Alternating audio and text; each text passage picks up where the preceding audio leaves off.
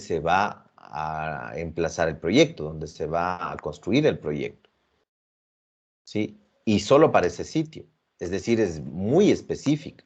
El estudio de peligro sísmico puede ser muy específico.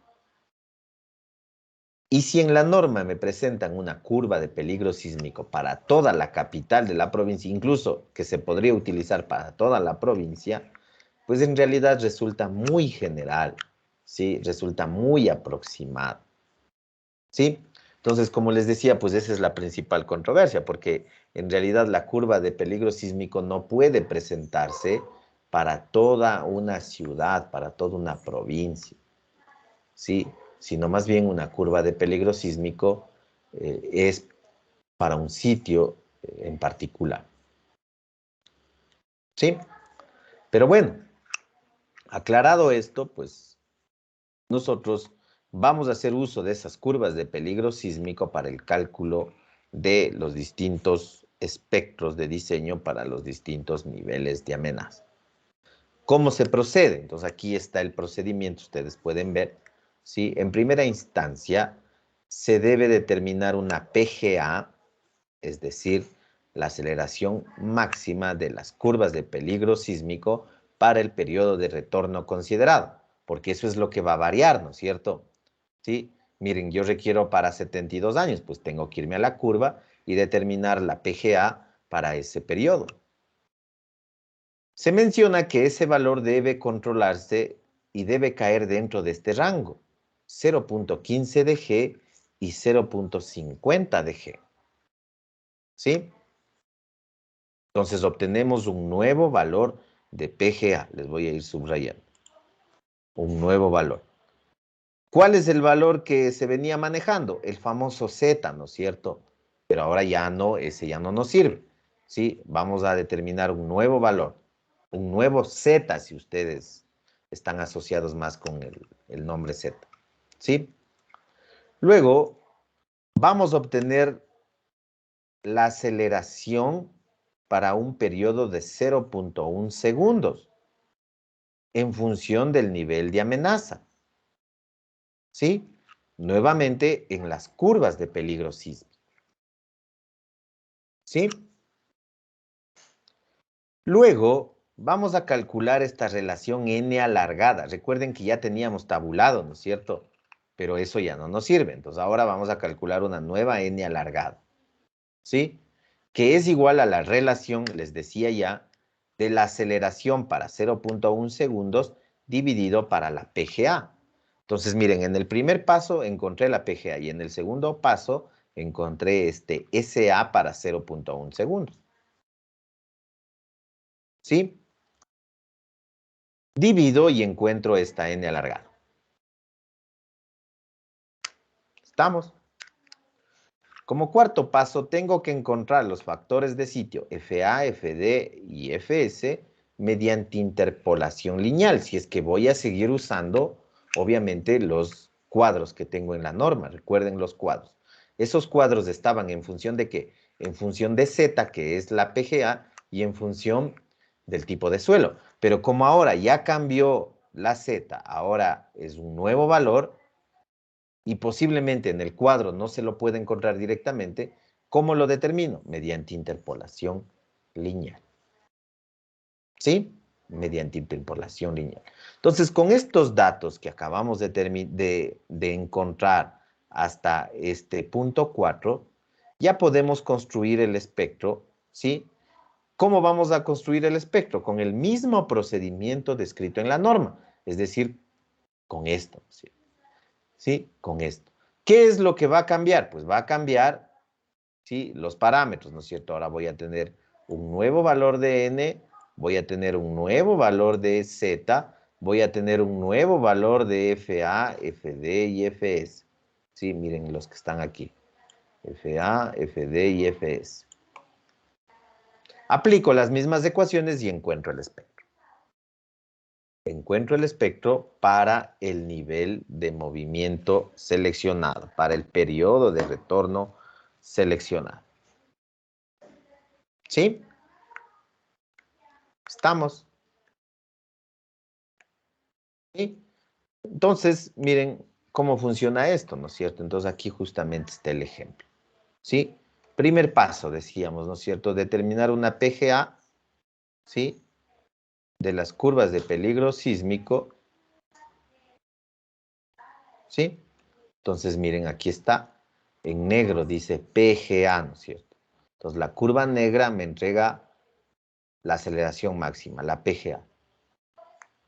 Entonces, aquí en la tasa anual de excedencia, recuerden que aquí tengo tasa anual de excedencia, que es el inverso del periodo de retorno, ¿sí? Aquí tengo el dato, con eso ingreso a la curva de peligro sísmico, ¿sí? Trazo una línea, corto a la línea negra, que es la PGA, bajo, como ustedes ven la flecha, y leo la aceleración, ¿sí?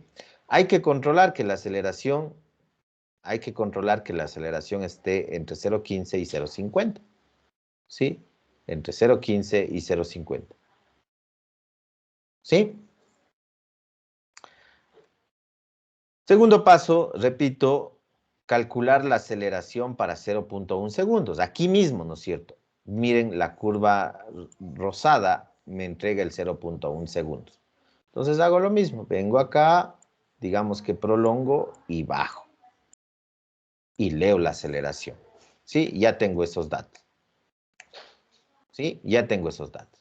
Ahora, calculo la relación n con esos datos y determino FA, FD y FS mediante interpolación lineal. Sencillo, ya se puede calcular el espectro para otro nivel de amenaza. ¿Sí? Ya se puede calcular el espectro para otro nivel de amenaza. ¿Estamos? ¿Alguna duda o pregunta al respecto?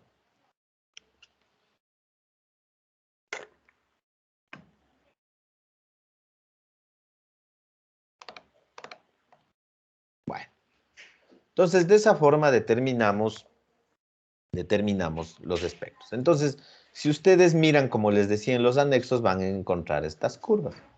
Sí, aquí miren, yo he seleccionado para el ejemplo la de Nueva Loja. Sí, se puede haber seleccionado cualquiera, ¿no es cierto?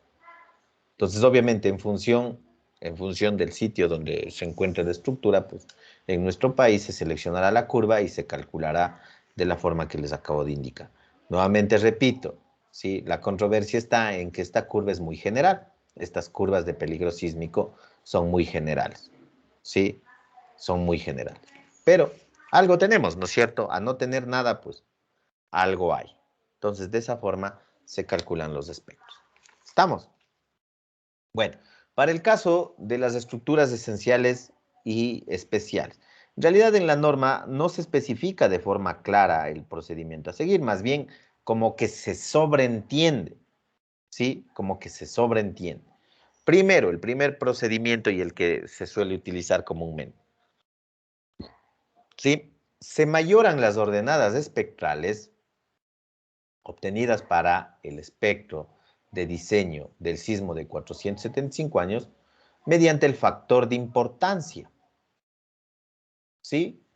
Mediante el factor de importancia. Si ustedes revisan, ¿sí? Revisan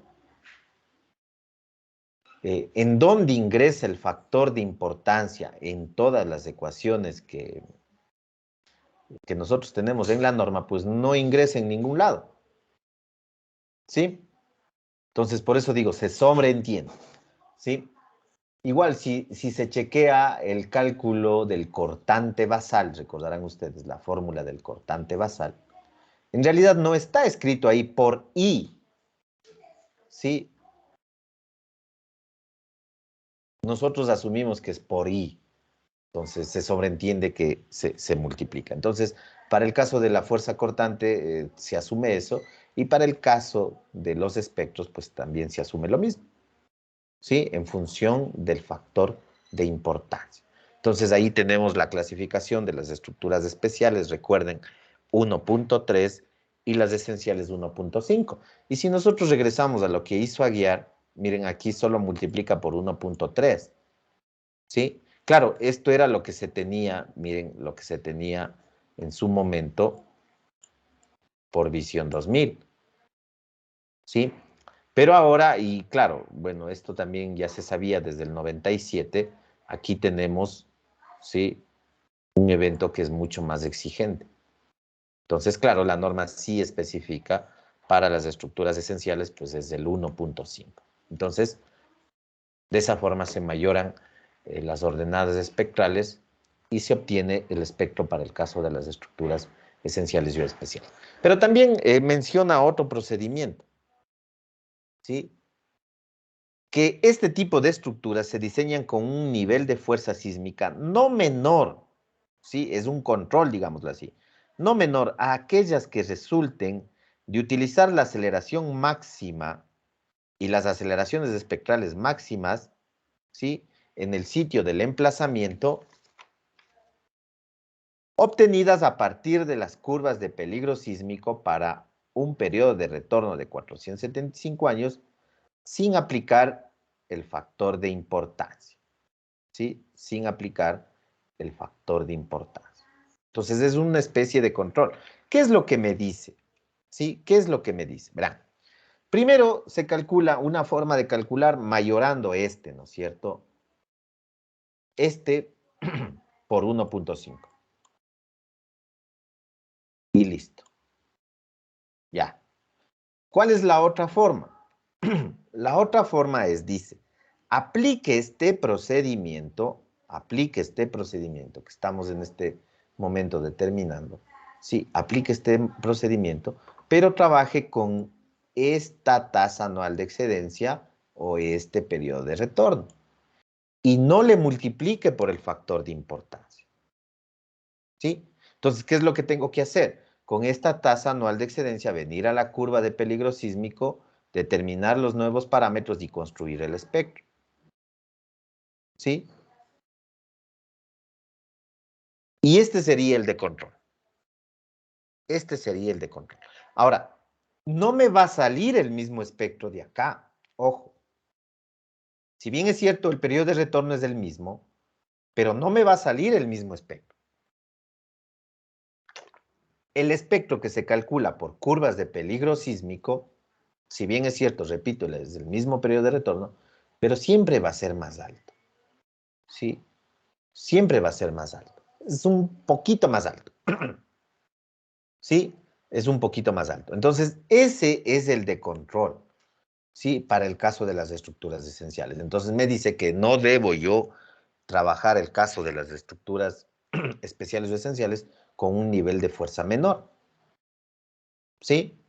Pero cuando, salvo raras excepciones, cuando ustedes multipliquen por 1.5, ¿sí?, por 1.5, pues siempre va a ser mayor. ¿Sí? Siempre va a ser mayor. Pero esto está escrito en la norma. Entonces, en el supuesto caso, ¿dónde se utiliza esto? Miren, ¿sí? Y les digo yo esto desde la experiencia. Hay veces que usted multiplica para una estructura esencial por 1.5, ¿sí? Y algunos profesionales, algunos colegas dicen que es mucho, está mucho. Es un 50%, miren, de mayoración, ¿sí? Y claro, comparen una estructura normal, lo que les mencionaba en su momento, una estructura normal con una estructura esencial. En realidad, la acción sísmica está mayorada un 50%. Ahora, yo he visto que suelen calcular con este segundo parámetro, que esté en la norma, no se está incumpliendo nada. ¿Sí? Se calcula con este segundo parámetro y el nivel es un tanto menor que el de acá. ¿Sí? Pero como estoy cumpliendo lo que aquí está especificado, pues se utiliza un nivel de fuerza un tanto menor. ¿Sí? Yo no recomendaría eso. Pero a veces, como les menciono, el tema económico juega un papel importantísimo y suele complicarse esto. ¿Sí? Entonces, he visto algunas salidas, yo no lo he hecho, pero he visto que a veces, como este es el control, trabajo con el control. Y claro, le bajo un tanto a la acción sísmica porque multiplicándole por 1.5, pues como que se sube mucho. ¿Sí? Y como les digo, pues todo tiene que ver con el tema económico. Entonces, más bien, tomen en cuenta lo que les menciono. La intención, la idea sería siempre trabajar con el 1.5, que, nuevamente repito, sí, son criterios conservadores. Hay que siempre tratar de utilizar criterios conservadores. ¿Sí? ¿Estamos? ¿Dudas, preguntas al respecto?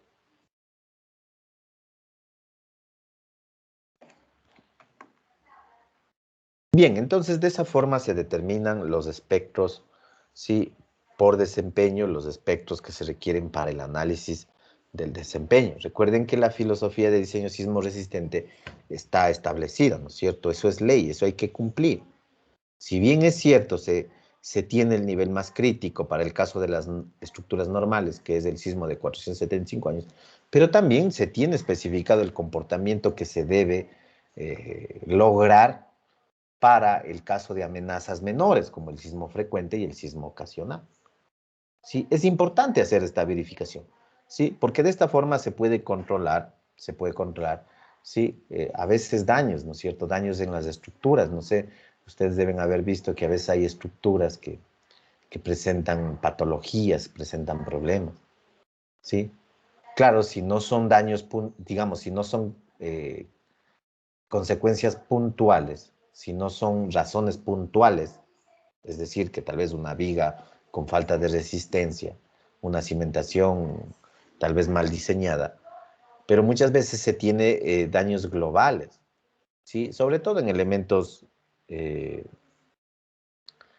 en elementos no estructurales, ¿sí? Se los tiene con daños globales. A veces a mí me han llamado a verificar, a inspeccionar un edificio que tiene estos problemas.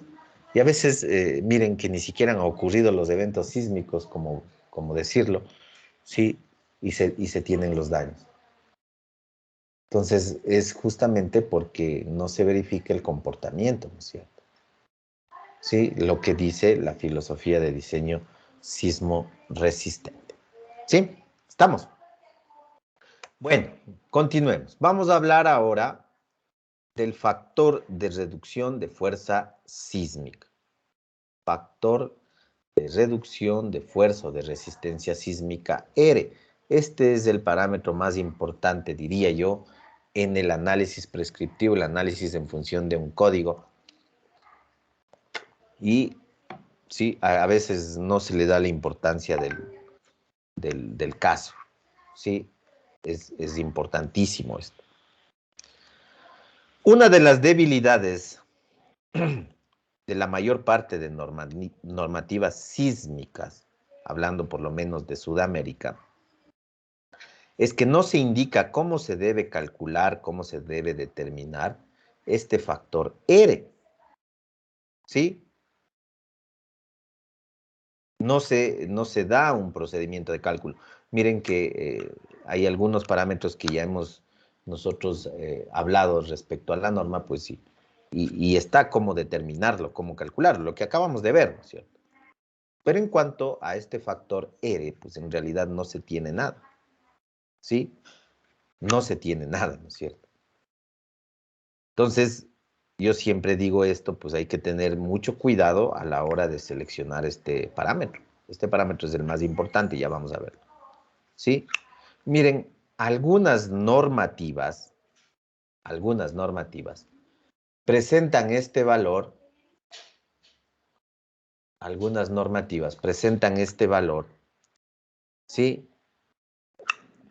Únicamente en función de criterios cualitativos, ¿sí? En función de un comportamiento cualitativo de las estructuras. Ustedes, ya les voy a presentar, habrán visto que en la normativa este valor está tabulado, tipificado, simplemente en función de la tipología estructural y más no nos dice cómo se debe calcular. ¿Sí? Hay que tomar en cuenta que R depende del periodo de vibración de la estructura. ¿Sí?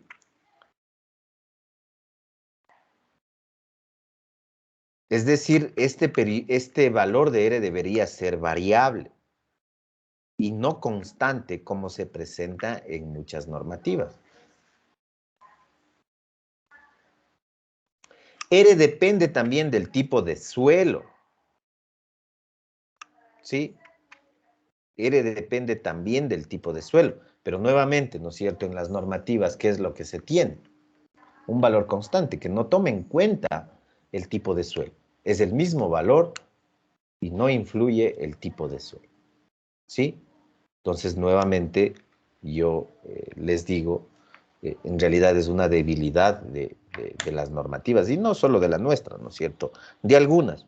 Pero si nosotros analizamos una normativa, hablemos de la normativa colombiana que le he visto, la normativa chilena, ¿sí? En realidad, sí se calcula R, R es variable y está en función de estos parámetros que les menciono, ¿sí? Pero en nuestra normativa, pues no se considera justamente lo que les acabo de mencionar. Según nuestra norma, R es un valor constante, ¿sí? R es un valor constante y únicamente depende de la tipología estructural. Únicamente depende de la tipología estructural. ¿Esto será real? Pues en realidad no lo es, ¿no es cierto? Por eso les digo que esto está en función esto se puede catalogar como una debilidad de la norma. ¿Sí? Es muy simple el trato que se le da a este parámetro que, como les menciono, pues en realidad es bastante importante. ¿Sí? Ahora, ¿qué es lo que asume la norma? ¿Sí? En el momento en que ustedes determinan o escogen el valor de R de las tablas. ¿Sí? La norma dice que este valor permite disminuir la ordenada elástica espectral, es decir, eh, el espectro, ¿sí? Y disponer de un adecuado comportamiento inelástico. Proporciona adecuada ductilidad y disipación de energía para impedir el colapso de la estructura ante sismos severos. O sea, es muy ambiciosa, ¿sí? En este caso, la idea que la norma pretende a la hora de seleccionar el valor de R. Se supone que como arte de magia usted selecciona este valor, ¿sí? Y ya se cumple estos parámetros que les estoy mostrando acá. Claro que claro está que en otros componentes de la norma, pues todos se orientan hacia el cumplimiento de estos parámetros, el hecho de adecuada ductilidad y disipación de energía. Sí es verdad eso también, pero el tratamiento simple que se le da a la determinación de R en realidad no es tan adecuado. ¿Sí? La ANDEX recomienda valores de R representados en tablas con muy pocos comentarios al respecto. Muy pocos comentarios al respecto. ¿Sí? Y aquí están los cuadros. No es tan adecuado, está en nuestra norma. Ojo. ¿Sí? Ojo. Entonces, como les había mencionado, esto está en función de la tipología estructural. Entonces, tenemos la clasificación de los sistemas duales, pórticos resistentes a momento y otros sistemas estructurales para edificaciones. Entonces, los valores máximos, miren, para los sistemas de edificios, ¿sí? Sistemas duales 8, aquí con la utilización de vigas banda 7, aunque esto ya no debería usarse, ¿sí? Para el común, digamos, de los sistemas duales, por lo general, para edificios altos, ¿sí?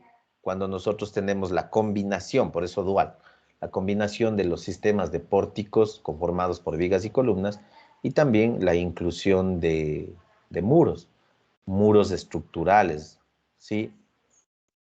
Entonces, de esa forma se construye el sistema dual. Ahora, para el caso de pórticos sismos resistentes, pues estamos hablando de formados por columnas y vigas, nada más, que es lo que más se utiliza. Esto es lo que más se utiliza. Sí, tal vez por la facilidad de cálculo también. Lo que más se utiliza, y he visto edificios, qué sé yo, 7, 8 pisos que funcionan con esto. Y así es como se hace, no es el sistema que más utilizamos. Dicen que no es el más adecuado, ¿sí? Que el dual es mucho mejor. O incluso se habla de sistemas con muros, solo muros. sí, que para países con alto peligro sísmico serían mucho más adecuados. Pero lamentablemente, bueno, y eso ya viene desde nuestra formación inicial, nosotros siempre hemos trabajado con este sistema, ¿sí?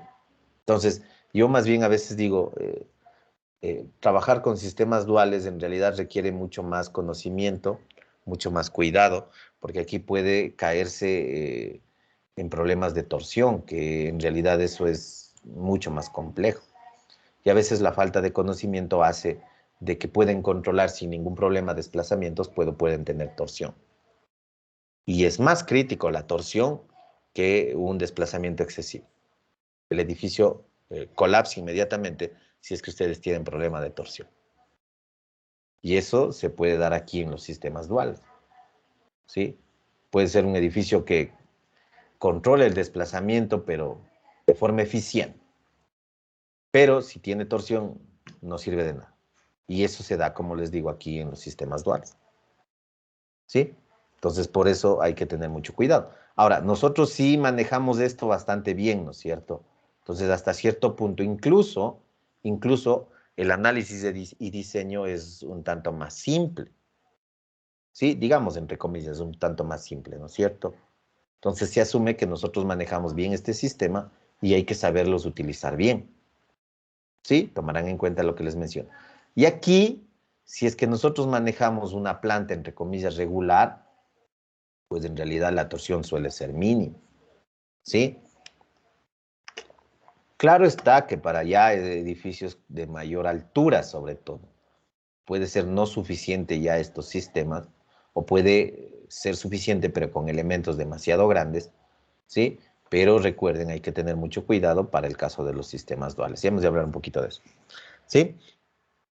Entonces, los valores les decía 8, ¿no es cierto? Valores máximos. Ojo, aquí estamos hablando de valores máximos, ¿sí?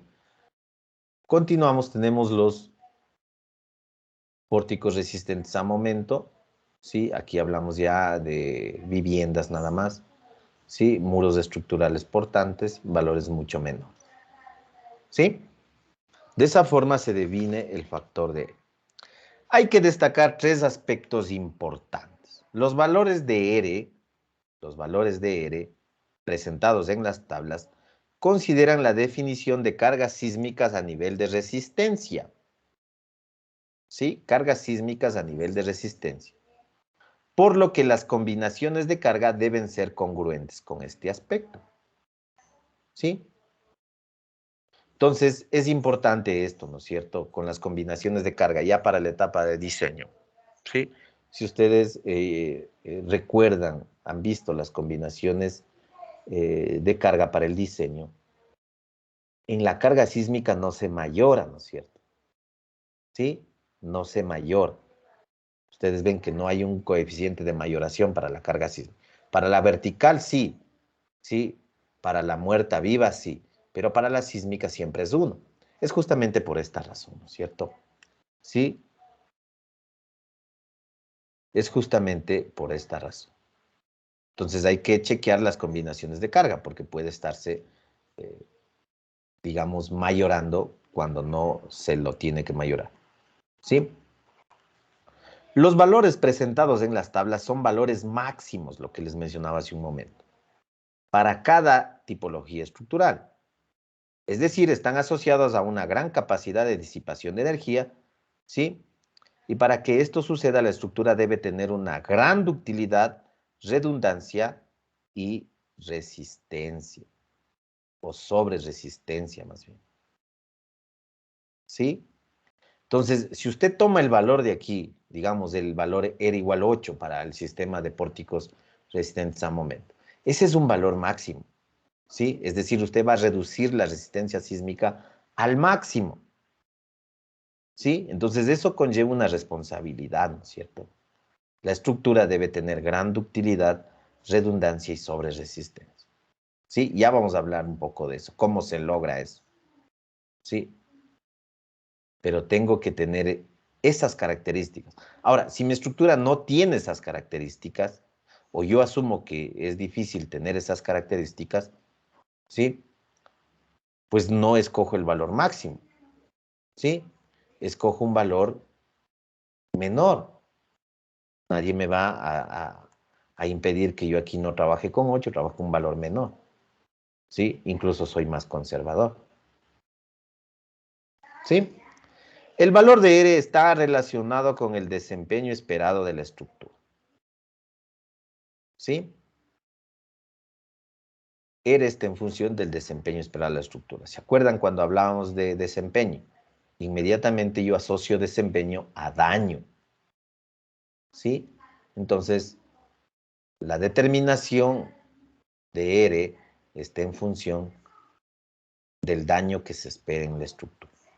Entonces, miren, como ustedes pueden darse cuenta, en realidad es un concepto bastante amplio. Es un parámetro bastante importante, muy importante, ¿sí? A la hora de realizar un análisis sísmico. Y claro, seleccionarlo pues involucra, como digo, considerar varios aspectos adicionales que tiene que tener la norma, sí, justamente para que esta disminución, reducción, pues no resulte ser excesivo, que eso es lo que se trata de cuidar. ¿Sí? ¿Estamos? No sé si tienen alguna pregunta al respecto. ¿Estamos claros, jóvenes? Bueno, no me dicen nada. Espero esté claro. Bueno, vamos a terminar ahí la clase, jóvenes. Muchas gracias, ingeniero. Listo, jóvenes.